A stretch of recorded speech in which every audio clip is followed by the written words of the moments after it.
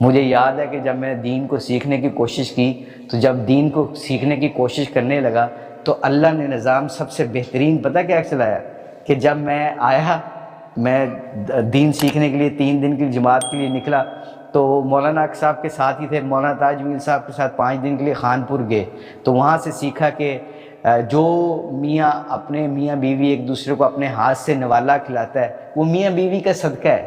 تو میں نے اپنی بیوی کو آ کے اپنے ہاتھ سے نوالا کھلانے لگی تو آگے سے کہتی ہے کون سی غلطی ہوئی، کی کر کے آئے ہو دسو؟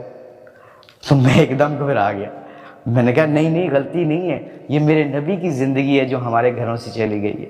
جب میں نے 2-3 دن اس کو نوالے کھلائے تو پھر اس نے بھی اللہ کا شکر ہے نمازیں شروع کر دیں، اس نے بھی سارا کچھ وہ کرنا شروع کر دیا جو اللہ کے حکم اور حضور کے طریقے ہیں۔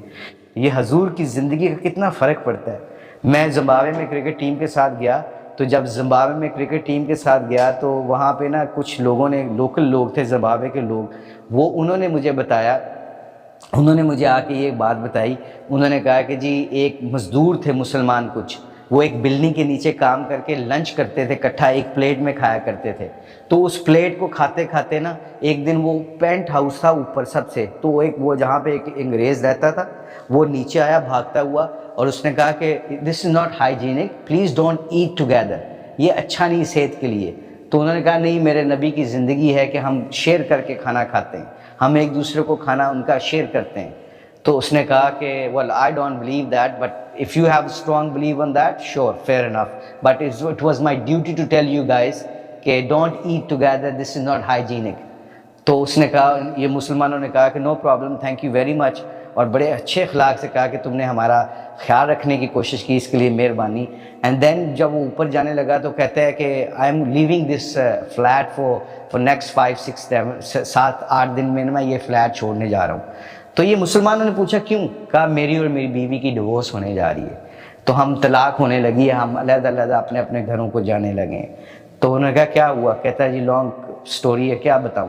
تو ان مسلمانوں نے کہا کہ ڈو اس اے فیور۔ اس نے کہا کیا؟ تو اس انگریز کو کہنے لگے کہ why don't you eat next 5 days، why don't you eat with your wife. یہ مجھے لوکل سٹوریز بتا رہے ہیں مسلمان جو زمبابوے میں ہم کھیلنے گئے تھے زمبابوے کے خلاف۔ تو کہتا ہے کہ what to do with that، کہتا ہے آپ طلاق تو ہو ہی جانی ہے، why don't you try this۔ تو اس نے کہا okay let me try this۔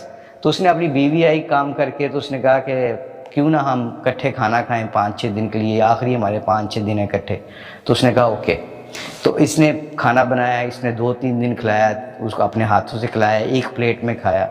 you know what happened my dear brothers and sisters، 4-5ویں دن وہ نیچے ان مسلمانوں کے پاس آیا، کہہ رہا thank you very much, tell me مسلمان ہونے کا طریقہ کیا ہے؟ وہ یہ پوچھتے ہیں کیوں؟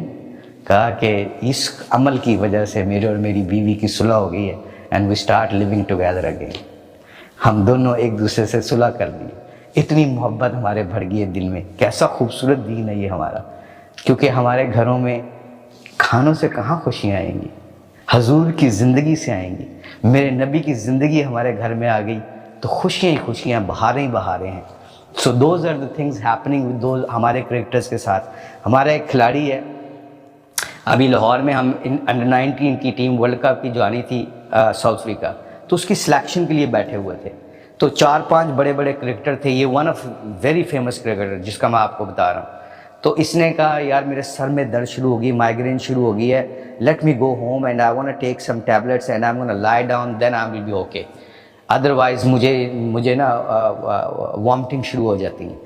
تو کہتے ہیں جتنے بھی لوگ وہاں پہ بیٹھے تھے، میں بھی بیٹھا ہوا تھا، تو انہوں نے کہا کہ چلو آپ آ جائیں، کل بیٹھ جاتے ہیں، کل آپ اپنا مشورہ دے دینا ٹیم کے بارے میں۔ تو یہ ہمارا کھلاڑی چلا گیا۔ جب وہ چلا گیا 5 یا 4 منٹ بعد واپس آ گیا اور سر کو اس طرح پکڑا ہوا، اس نے ایسے پکڑا ہوا۔ تو ہم نے پوچھا کیا ہوا؟ کہتا ہے یار جب میں کار پارکنگ میں گیا تو میں اپنی گاڑی کے پاس پہنچا تو میری گاڑی کی جو گاڑی تھی اس کے نیچے ایک کتا سو رہا تھا، میری گاڑی کی چھاؤں کے نیچے ایک کتا سو رہا تھا۔ تو میں نے گاڑی سٹارٹ کرنے سے ڈر گیا، میں نے کہا اگر میں نے گاڑی سٹارٹ کی تو اس کتے کی نیند خراب نہ ہو جائے۔ I am talking about that cricketer, he is a very famous.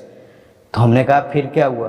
کہتا میں واپس اس لیے آ گیا ہوں، مجھے وہ واقعہ یاد آ گیا کہ ایک فاحشہ عورت نے کتے کو پانی پلایا تھا تو اللہ نے اس کی مغفرت کر دی تھی۔ آج کہتا ہے میں اللہ کی مغفرت کے لیے عمل کر رہا ہوں، میں اپنی سڑ کو برداشت کر سکتا ہوں، درد کو برداشت کر سکتا ہوں، شاید اللہ اس عمل پہ میری زندگی کو بدل دے، میری معافی دے دے، مجھے مغفرت کر دے میری. یہ وہ I'm talking about those cricketers, and the cricketers are still involved in cricket now. We have to decide, we want to be achiever or we want to be an underachiever. جو اچیورز ہوتے ہیں وہ دنیا سے نہیں ڈرتے، وہ اللہ اور اللہ کے نبی کے حکموں کے مطابق زندگی گزارتے ہیں. آؤ نیت کرتے ہیں قرآن کو بھی پڑھیں گے، لوگوں سے محبت کریں گے. جیسے ہمارے کھلاڑی کتے کو نہیں اٹھایا انہوں نے، آج ہم بھی اپنے اپنوں سے، عزیزوں سے. مجھے جب سے یہ بات سنی میں بڑا انجوائے کرتا ہوں اس بات کو. پتہ کون سی؟ جب یہ پتہ چلا ہے کہ اگر تم اپنے رزق میں برکت چاہتے ہو، اپنی زندگی میں برکت اور لمبی چاہتے ہو، اپنے رشتہ داروں کے لیے دروازے کھلے رکھنا، ان کو کبھی دروازے بند نہ کرنا. کیونکہ آج ہمارے گھر بڑے ہو گئے، دل چھوٹے ہو گئے. 5 ہانڈیاں ہماری فریج میں پڑی ہوتی ہیں، کھانے والا کوئی نہیں ہوتا. پہلے چھوٹا سا گھر ہوتا تھا، 1 سالن پکتا تھا اور پورا محلہ کھا جاتا تھا. کیوں؟ لوگوں کو کھانا کھلانے کا شوق تھا. اب پیسے بچانے کا شوق پڑ گیا. اللہ نے جن کو مال دیا ہے اللہ کے راستے میں خرچ کرو، کیونکہ میرے نبی نے قسم کھائی ہے کہ اس کا مال کم نہیں ہو سکتا جو اللہ کے راستے میں خرچ کرے.